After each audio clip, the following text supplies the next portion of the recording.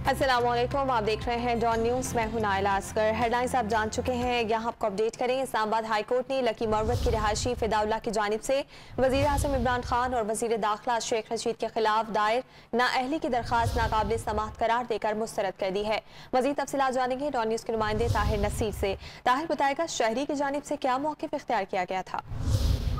Naila, ये Islamabad high court में lucky Marwat का रहायशी है फिदाउल्लाह, उसने एक दरख्वास्त दायर की जिसमें कहा गया था कि वज़ीर आज़म इमरान खान और वज़ीर दाखिला शेख रशीद अहमद को नाअहल करार दिया। आज ये दरख्वास्त इस्लामाबाद हाई कोर्ट के चीफ जस्टिस अख्तर मनुल्लाह ने की।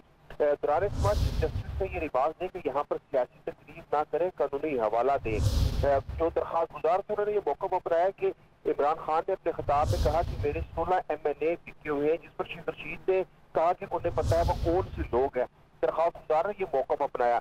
दरख्वास्त गुजार ने मजीद ये भी सजा की कि शेख रशीद ने कहा कि अगर नाम ले लिया तो उनकी हुकूमत खत्म हो जाएगी।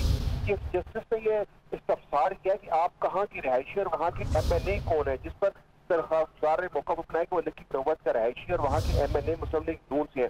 चीफ जस्टिस ने ये रिवाज दिए कि रुकने कौमी असम्बली को कहे वो दरख्वास्त दायर करे। अदालत ने दरख्वास्त नाकाबिल समाअत करार देकर खारिज कर दी है। जी, बहुत शुक्रिया ताहिर, आपने तफसीली अपडेट किया।